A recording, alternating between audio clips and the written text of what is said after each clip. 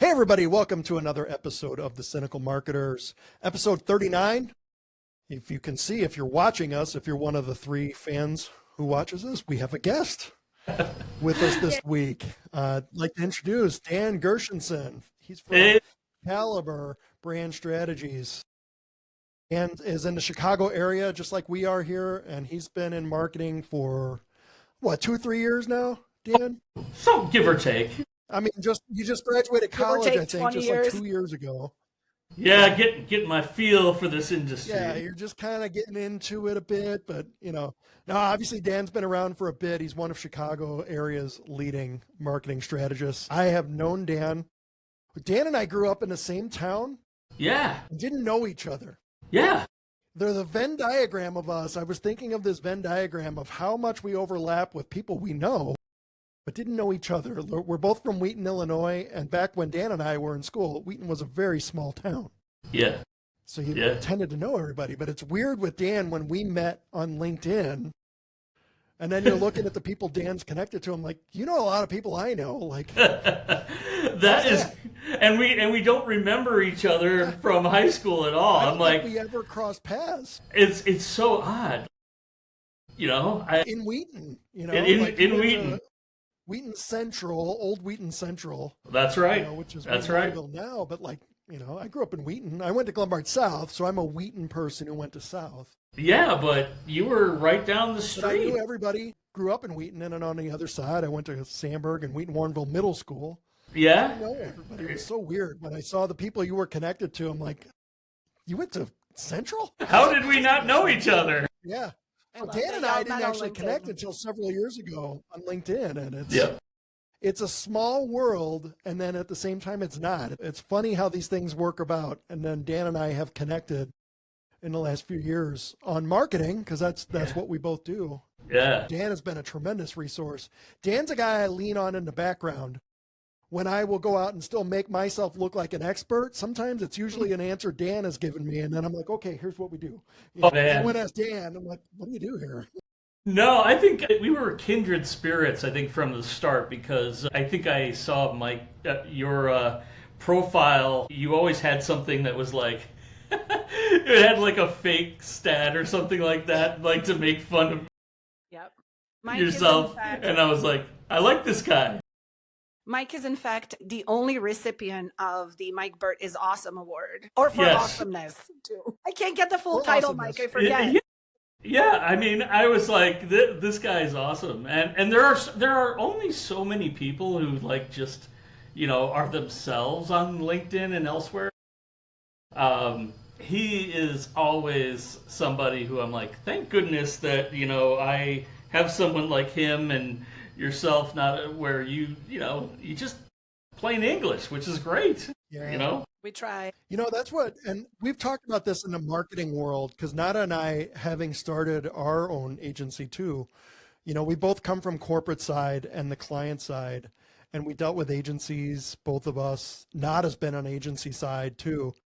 We just hated all the snow jobs and all these wild promises that are out there, and Yeah. we started with this idea, and I know everyone, it's the cliche, like, we're different. We're the different kind of marketing agency.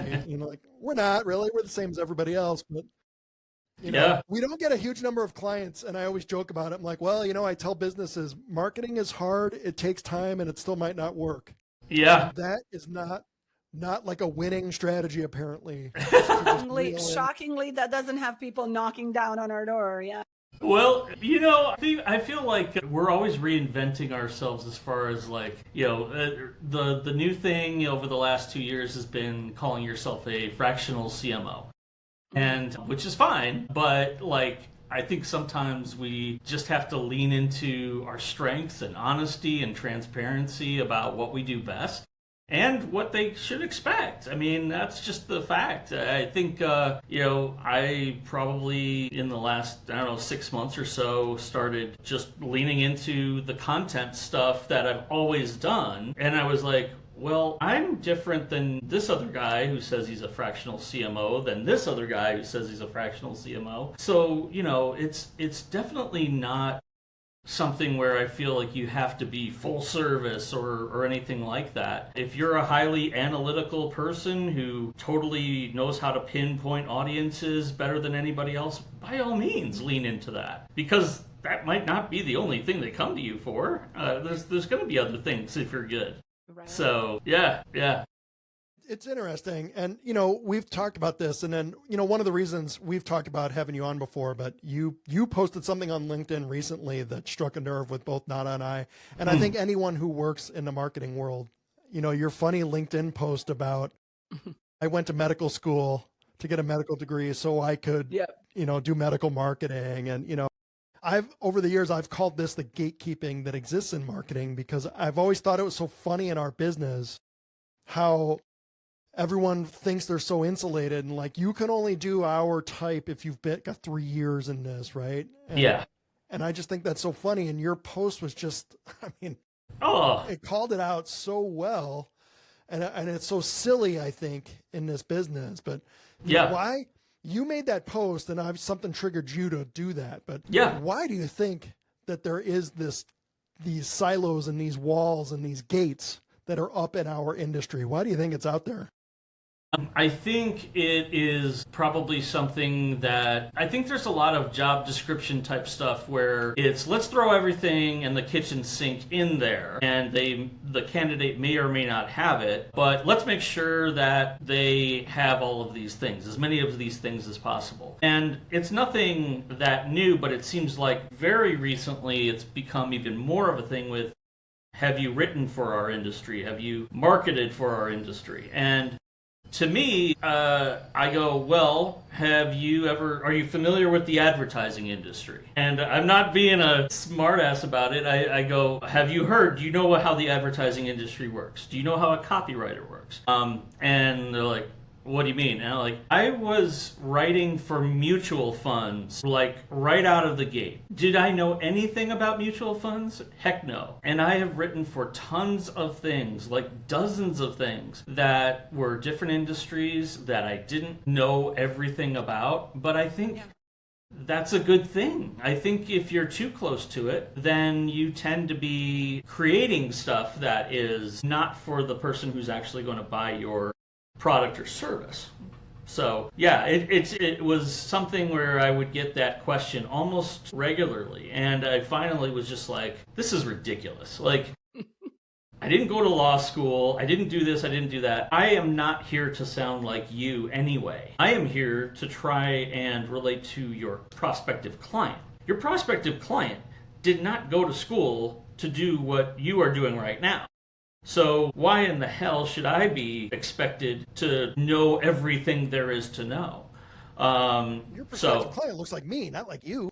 Right. And so there are a whole bunch of industries that I think have sort of that weird expectation sometimes. And I think it just comes from this sort of safety, maybe, but it's totally in error. And I think the problem with it is that can be very limiting, not for just that company, but for the creative person. I can't really see myself looking at one industry and going, that's it for life. Like, that's terrifying to me.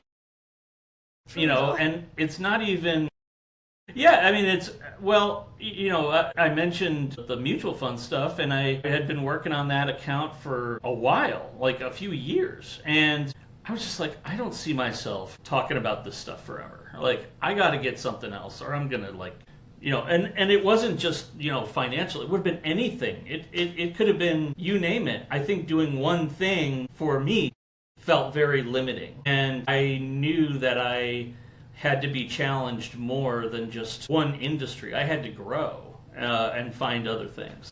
How many different ways can we say that we have the highest yielding mutual funds? And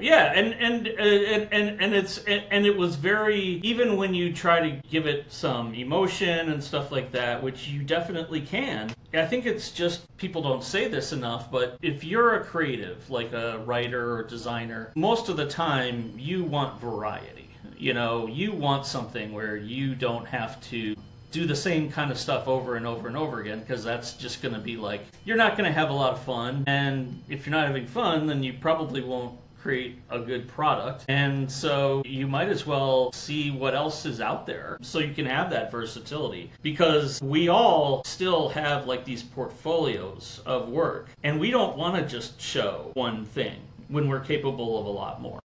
So yeah, so true. I think it's funny, and you bring up a point about businesses thinking this way and that it being limiting when you said that, and I totally agree. I love it when a business says, hey, we need some new ideas, we need some fresh ideas and a fresh perspective, but then they want to only talk to people who've only been in their industry.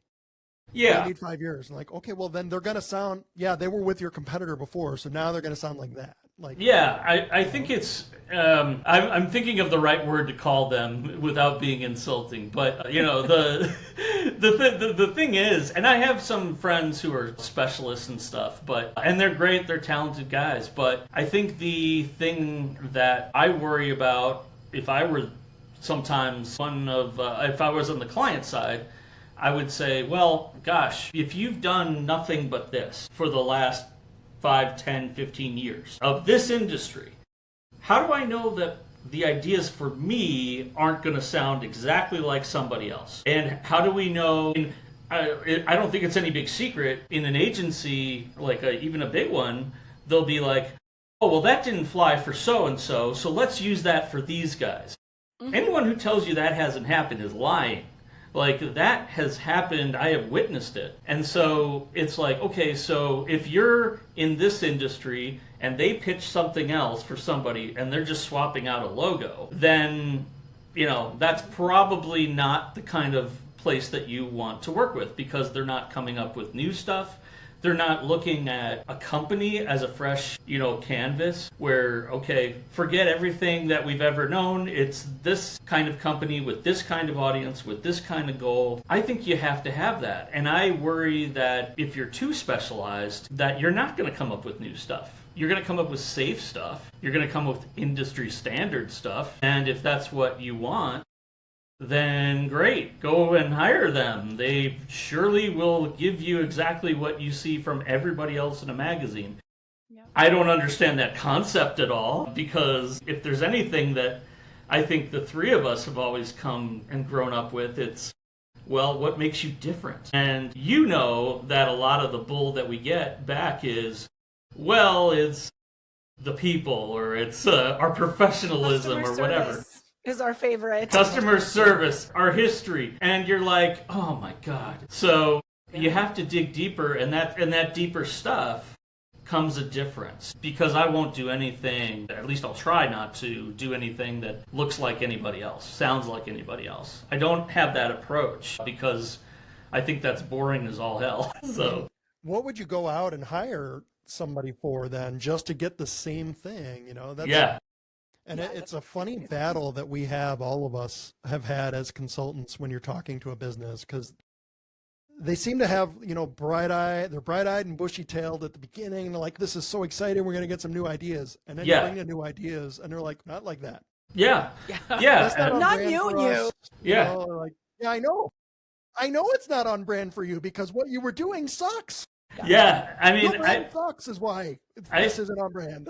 Exactly. I think we get so locked in sometimes with a brand that we forget that we can move it. I mean, like, it can evolve. And because your audience, your customers are probably evolving, How are they responding to things? We're not the only ones dealing with new technologies. We're not the only ones dealing with the environment we're in right now. So what are they dealing with, especially outside of your product and service? What does their day look like? And if you really, really look at that and don't have a lot of assumptions, then it has to evolve, I think. So that's kind of how I approach it, so. It's tough. How do you go into a business? So you've come in from the outside, and then, we've run into this wall. So how have you dealt with this? You're dealing with a business owner, right? And they see these things the certain way, and they've been doing it a certain way for years. And you're like, hey, I'm an expert. You hired me for this. How do you get them to bridge that gap from the old to new thinking and kind of a pivot?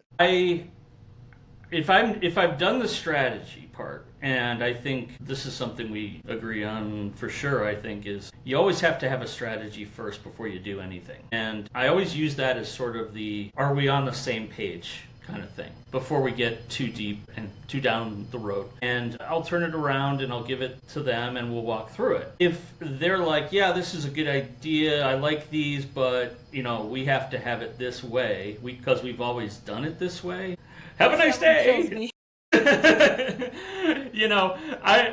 I have no interest in doing that. That's a pure hell experience. You have to have people who are motivated to change.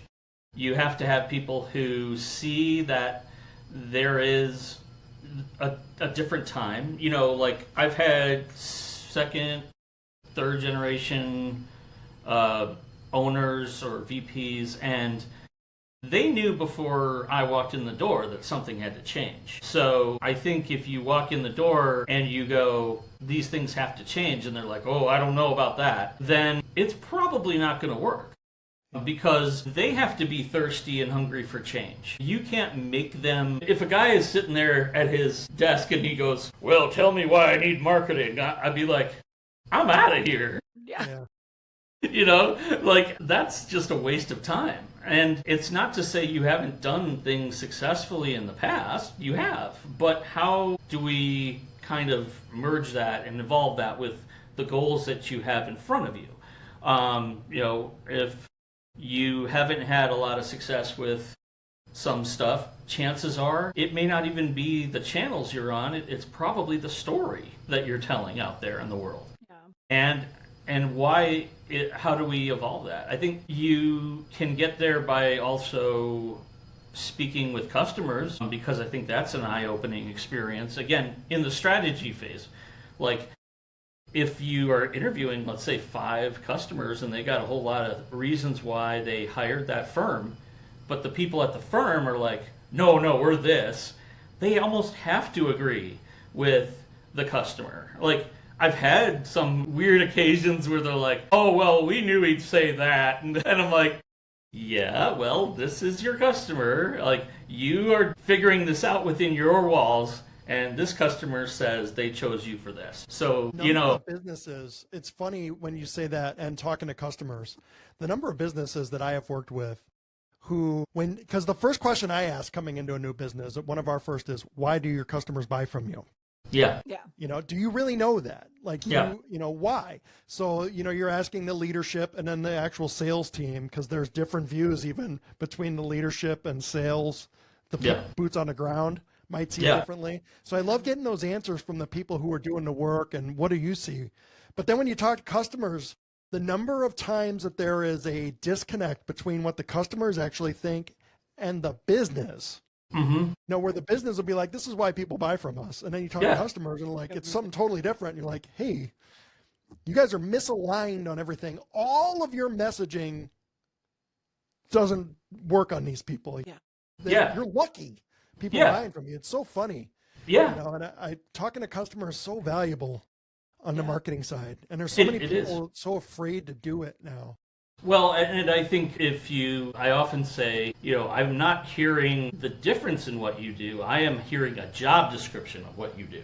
And that is, if you go into a room many times where people are introducing themselves and you're kind of thinking that maybe they'll say what's different about them, and they'll be like, I'm blah, blah, blah, and I do this. And maybe it talks about who they help, but for the most part, it's just like, okay, well, I could figure that out by going to your LinkedIn.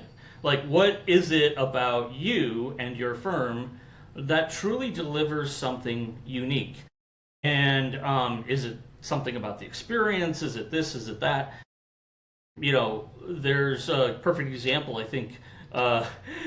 If you're a personal injury law firm, it's like a lot of them are like, oh, we win. I'm like, no, I want the law firm that loses. Yeah. I didn't pick that one. So I'm like, okay, there's got to be some other things, right? No, we specialize maybe in this area of personal injury. Okay, great. But besides just talking about wins and outcomes and things like that, what is it like to actually work with you? What can I expect from the communication? kinds of stuff goes on. What do you know about these types of cases that you can enlighten me on? Because, maybe I come to your website and I see something that goes, wow, that person really knows their stuff. Not just about them, not just about their services, but truly the types of ins and outs that people need to know about. So I think from a content perspective, most of the time they miss the opportunity to talk about the real questions, the real problems that people have. And these are not questions that just come out of, our heads. It's stuff that we can find if we look hard enough to say, okay, what are they asking? And that's important. Oh, So, yeah, definitely. yeah. Thank you, Dan. Definitely. Yeah. So we're about over here. No. We wrap up. It's quick, right? That was fast. It was fast. Yeah. People Well, are like, how do you do it? Like, it goes really fast, actually. Like, Yeah. yeah, but no. as we wrap, we'll ask you one final thing, because Nada and I have talked about AI a lot, and Yeah. we get Our the rap as favorite. being anti-AI. Yeah. Mike and I get Yeah. call like old and anti-AI all the time. Like our TikTok is just filled with hate I'm comments. old man yelling at the clouds. Yeah. Yep. Well, yeah. my view on it is you want to sound old. I mean, I'm going to sound old here in a second. Like when I was getting into my first job, people were like, websites. I don't know if people are going to have websites. And now, of course, that's like unthinkable. Social media came about. Oh, yeah, this social media thing. I don't know. Maybe it's right for us. I'm not sure. Now it's like, duh. Like, of course, and then some other things that have transpired. And the way I see it is for all of those kinds of things, I always just get educated. I don't say I'm in love with this because I might not be.